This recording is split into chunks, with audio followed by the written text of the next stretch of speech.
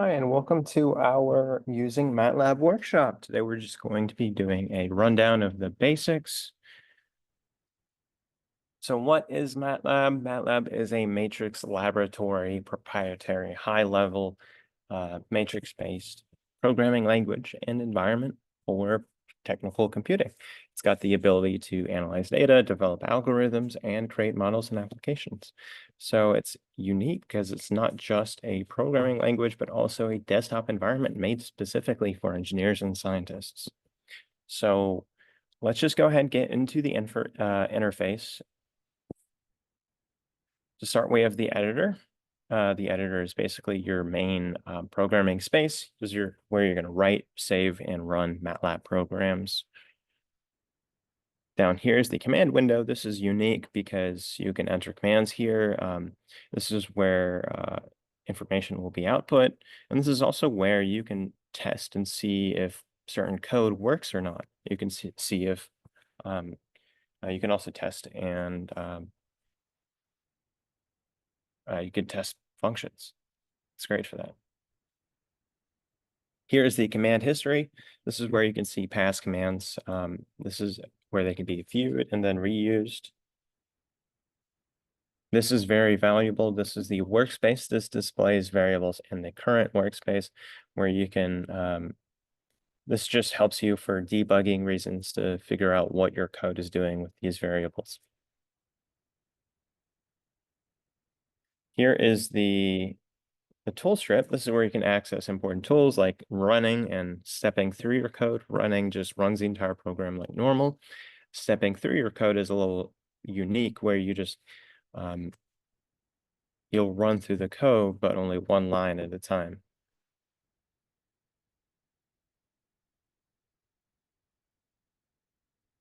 Here's the documentation search engine. This just houses all the important information pertaining to MATLAB commands. Now we're just going to go ahead and get started with MATLAB arithmetic. I would recommend having MATLAB open just so you can follow along.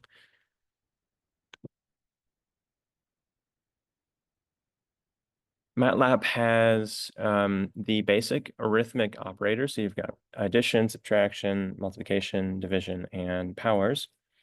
MATLAB does have an order of precedence. So anything computed in parentheses will be done first. Powers will be next. Multiplication and division will come after. And addition and subtraction are the very last thing that the program will do. And operations of equal precedence are evaluated from left to right, meaning if you have a whole line of code just dedicated to adding and subtracting things, it'll just do those. It'll just evaluate that from left to right. So let's go over some examples. So which operation here has the higher precedence? In case 1, we have 2 plus 4 times 6. And then we have parenthesis 2 plus 4 and then times 6. So let's look in the command window. This will help us to see this will just help us to see what's going on. 2 plus 4 times 6, that gives us 26. That's a bit odd. So what's going on here? So it's evaluating 4 times 6 and then adding 2. The next one is just evaluating 2 plus 4 and then multiplying that result by 6. And that's why we have 2 different answers here. So in the first case, multiplication is the higher precedence, and then the next one, it's the parentheses. Here we see another example of division then parenthesis. We've got 8 divided by 2 plus 1. So it's going to do 8 divided by 2 first, then add 1. The next one is just going to do 2 plus 1 first, then divide it by that, divide 8 by 2 plus 1. And that is how we have 2 different answers here. And again, we just see 5 to the power of 2 plus 3. I think you guys kind of understand the concept here. So parentheses just make things very clear. They can help you help make your code readable. And they're also there just to ensure that you know what your code is doing. So we've got 4 times -3. A lot of times it's just better to have parentheses around that a negative sign just to make it very clear what's going on. And then it's also good to make sure that you have parentheses so that you know your program is not doing 2 minus 6 and then doing 3 to the power of that. Common mistake with parentheses is forgetting the multiplication sign. So if you do 3 times 2, you need to have 3 times 2. Here are some useful commands. CLC will clear the command window, and clear will clear the workspace. So let's let's go through that and use those real quick. Oopsies. All right. So here, CLC, that'll clear the command window. I already have a few things up in here. And as you can see, that clears the command window. Let's put some stuff in the workspace.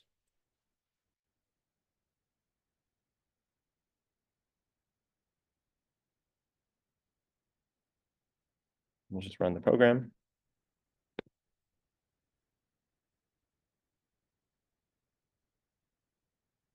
All right, as we can see in the workspace, I'm just gonna move it to the right. So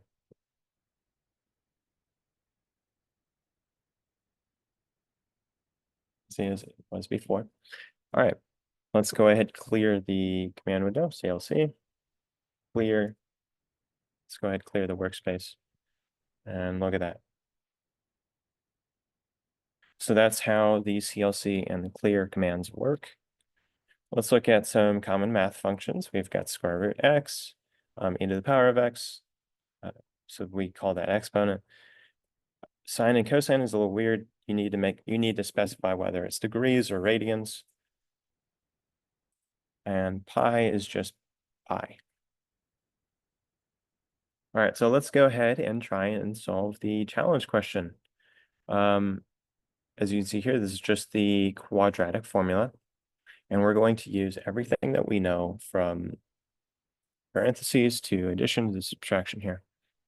So we've got this whole entire operation here being divided by 2 times 3.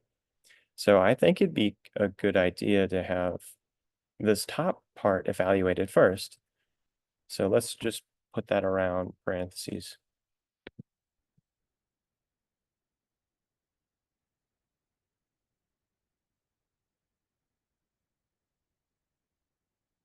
This is kind of how, if I ever have a difficult or a complex fraction, I'll do parentheses on the outside here, and then parentheses on the outside here. Here we had -8. So let's do -8 plus square roots. That's how it's the square root function. Now we've got 8 to the power of 2 minus 4 times 3 times 4. Best way to do that is just do 8 squared. So what I would do is I'd have the 8 to the power of 2 in its own set of parentheses. Minus 4 times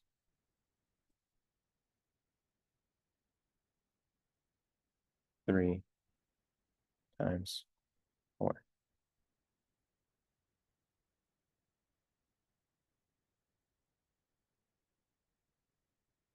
All right, close that last parenthesis here, and look at that. Okay, now let's do, oopsies, what happened here? Okay, 2 times 3.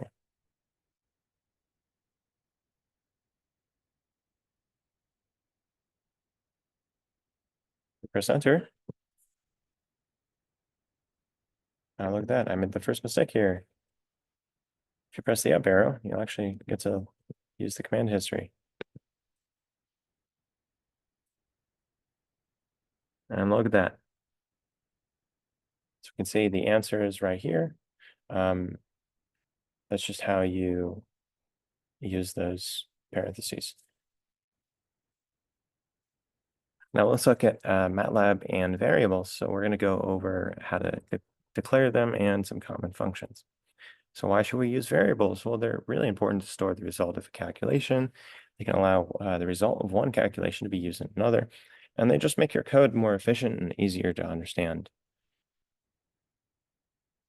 So we're going to look at creating variables. So when it comes to naming a variable, keep these in mind. The variable must always start with a letter. You can't have a variable start with a number. As you can see above in the window, we've got 7 calc. That doesn't create a variable. That you get a syntax error. Variable name can only consist of letters, numbers, and underscores.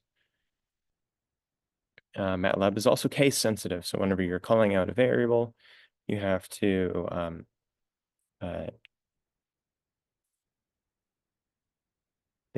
be mindful that it is case sensitive.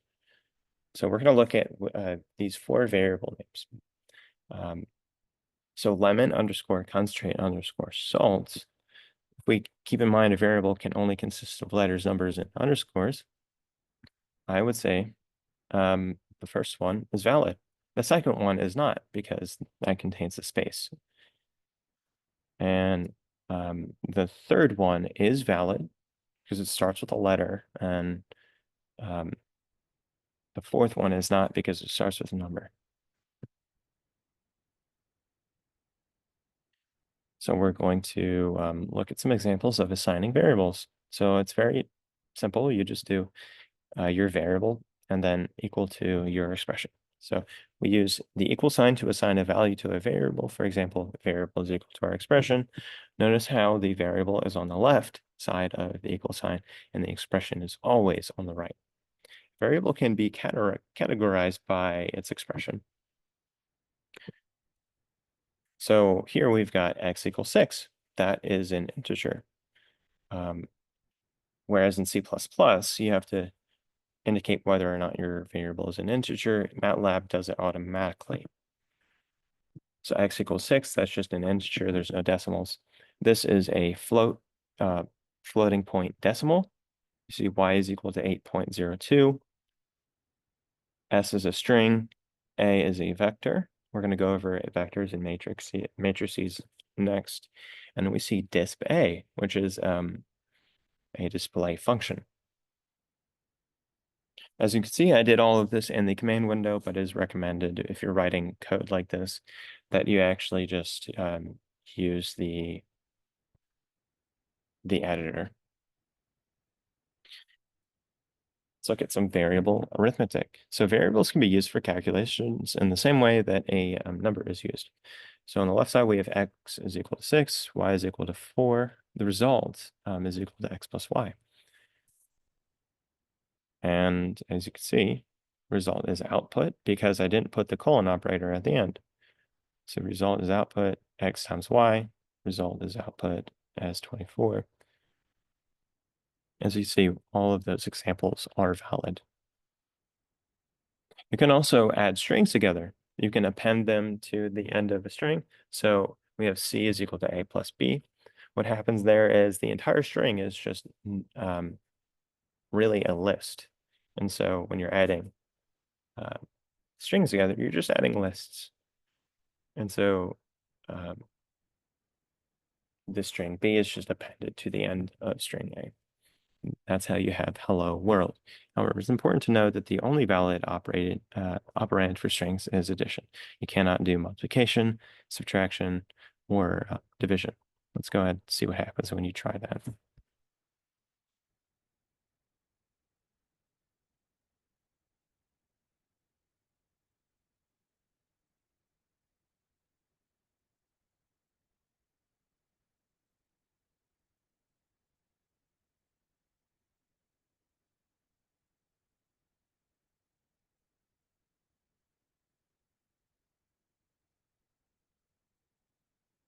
See, you cannot do multiplication,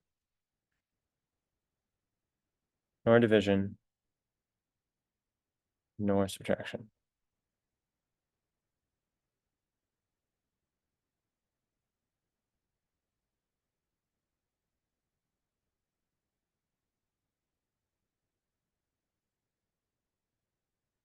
output. So above is the illustration of a variable echoing its value. So whenever you do not have the colon at the end of your expression, it will echo its value to the command window. So to keep your program from doing this, you just have to add a semicolon at the end of it. So now our code is not repeated in command line. That's good.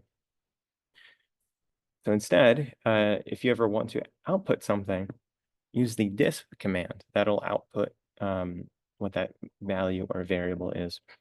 You can also use the disp output or disp function to display a string.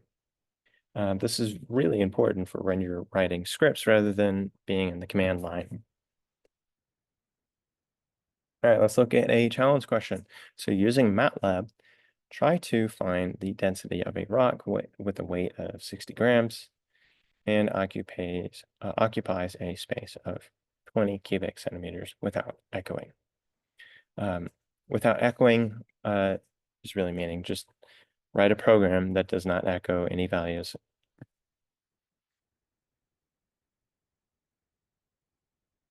As we can see here, we just have the code mass is equal to 60, volume is equal to 20, and density is just mass divided by volume. Notice how I put colons at the end of everything, and the disp command allows you to just put something in console and disp a value, as we see there.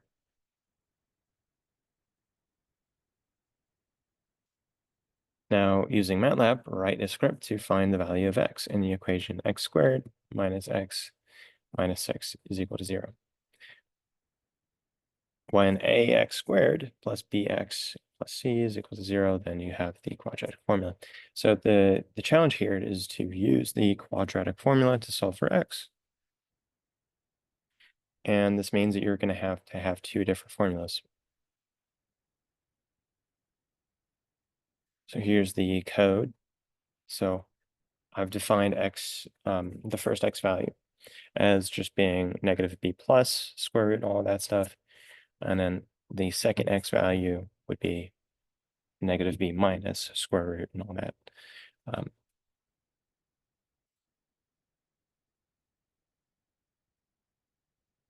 Now we've got MATLAB's main functions. So we're going to go over vectors and plots. So what are vectors? Well, in MATLAB, a vector is just a list of elements separated either by a space or a comma. They can be created using square brackets. For example, creating a row vector x with elements x equals 1, x1 is equal to 1, x2 is equal to 2, x3 is equal to 3. So we see that. Now we've got literally 3 x variables, but all defined as x. Now elements of a vector may also look like this. So meaning you can put expressions inside a vector list. You can either separate your expressions by commas or by spaces. But generally for readability, it's just better to separate them by commas.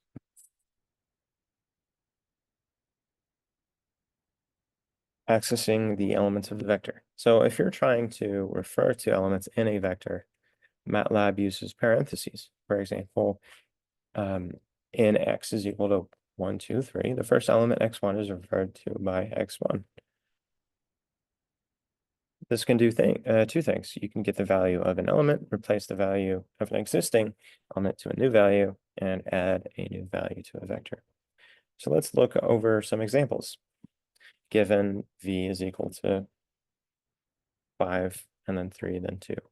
Display its second element, change the second element to 6, add 9 as the fourth element in vector v, and display the final vector. So let's go ahead and actually get those accomplished. All right, so let's define our vector. V is equal to 5, comma 3, comma 2. I'm not going to echo it. Don't want to do that. Change the second element to 6. So this is the first element right here, element 2, and element 3. So let's say V2 is equal to 6. We look at our workspace.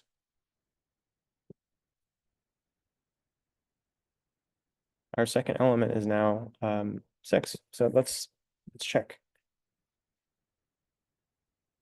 5, 6, 2. We've changed the second element. Great. Now we're going to add 9 as the fourth element in vector V. How do we do that? Well, we just say V4 is equal to 9. 5, 6, 2, 9. Now we're going to display the final vector. So disp is how we do it. And then we just do V.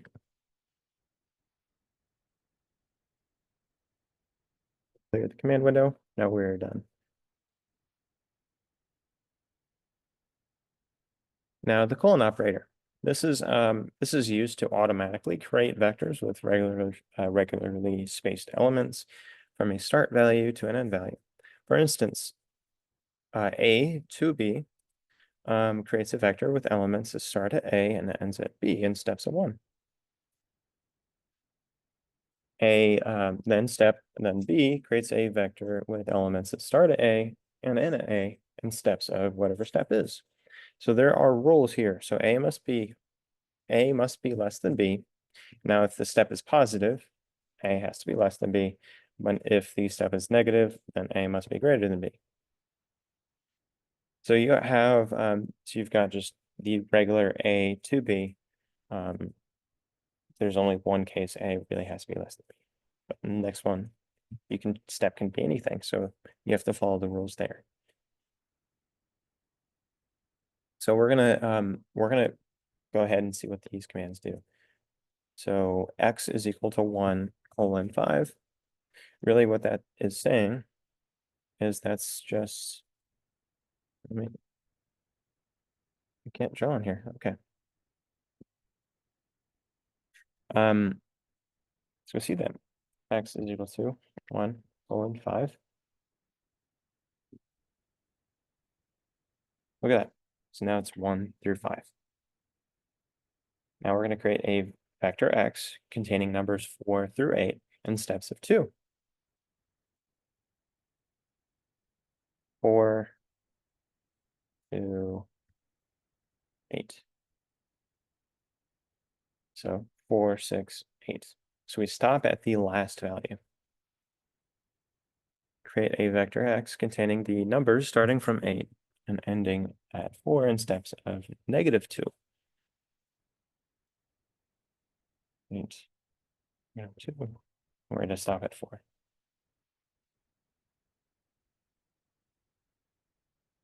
And I think from here on out, you just get the point.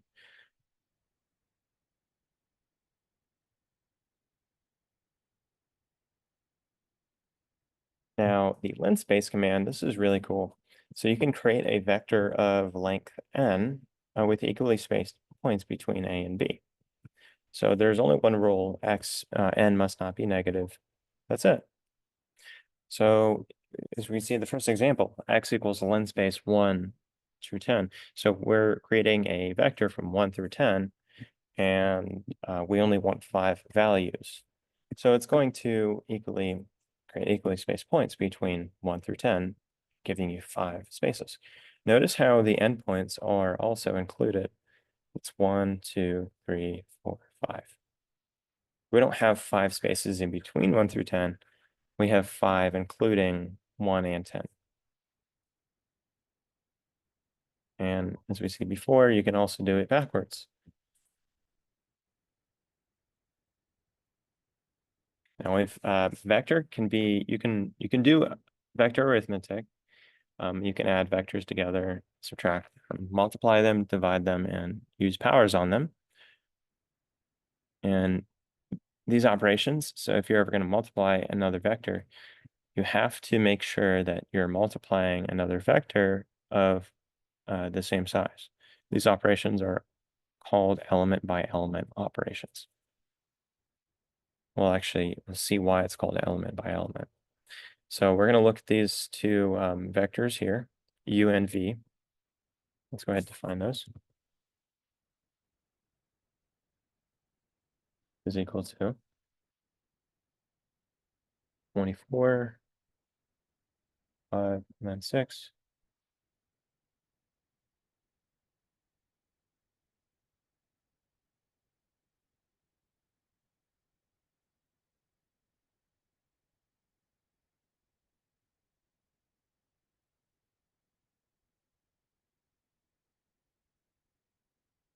Okay.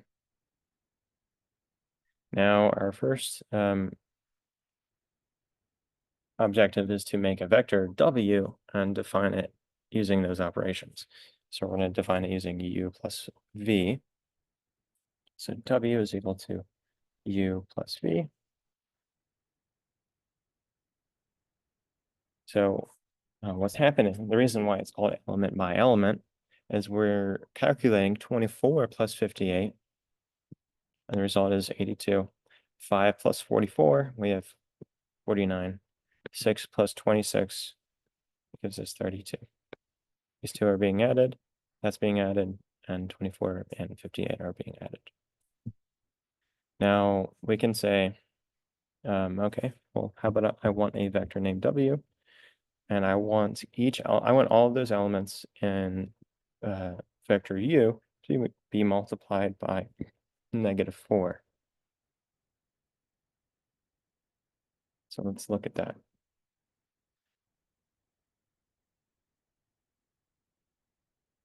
So 24 times 4, or -4, is 96. -4 times 5 is -20. -4 times 6 is -24. Yes, we said before, it's just element by element operations. Now I want a vector w, and I want to have I have all of the elements in u to have the, oopsies, to be raised by the power of the elements in v. So you start by using a dot, then your expression here.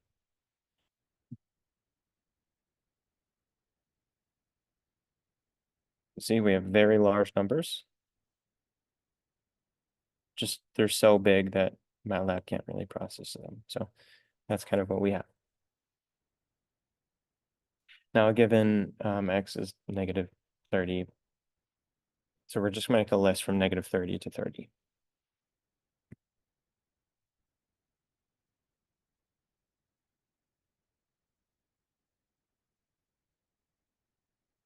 So you see here, we've got a whole list from -30 to 30. And y is going to be the power, the third, it's going to be x raised to the third power.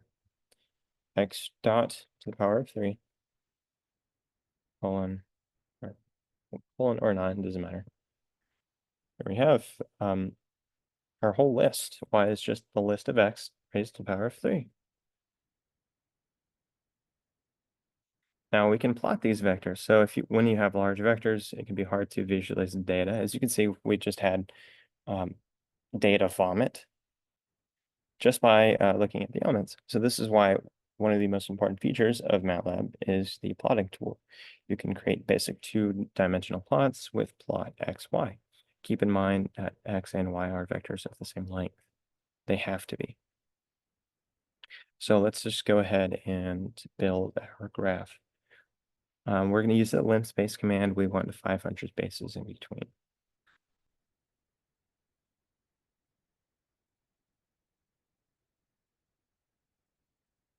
So you'll see, clear the window, clear the workspace.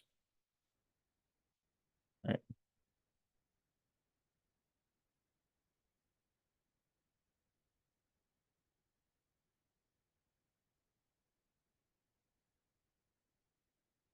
So we want values from 0 to 3.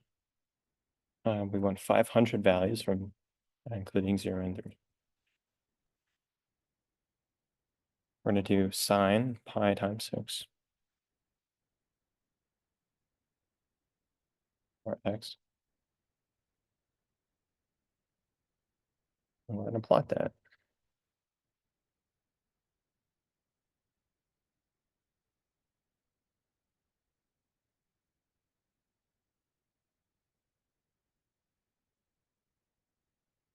we get a graph, or you should get a graph that looks like this.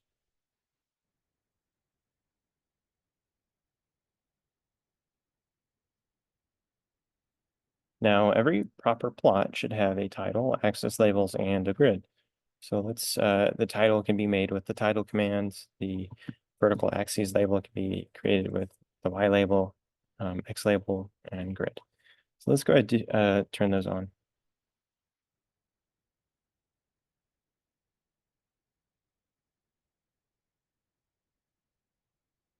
I'm gonna add some space here just because it's good for, it's just good to make your code look nice, readable.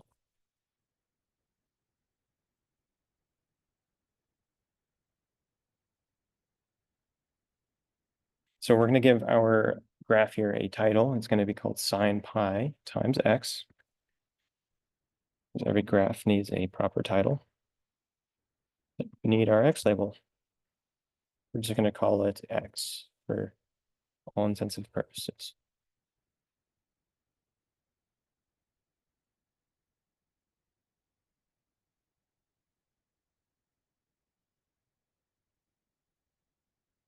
And we need our y label. Should I call it y?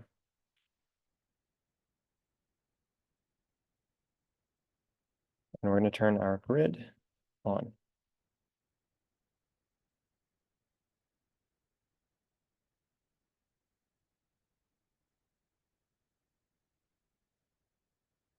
See, we have a grid, and we have our y label, and we have our x label. Very well done. Now here we have a challenge just to create a plot of the function 2 times sine pi e to the power of negative x using 1,000 spaces from -5 to 5. Make sure it has grid, title, and labels. Here is just what you do, and this is what the graph looks like. It's very cool.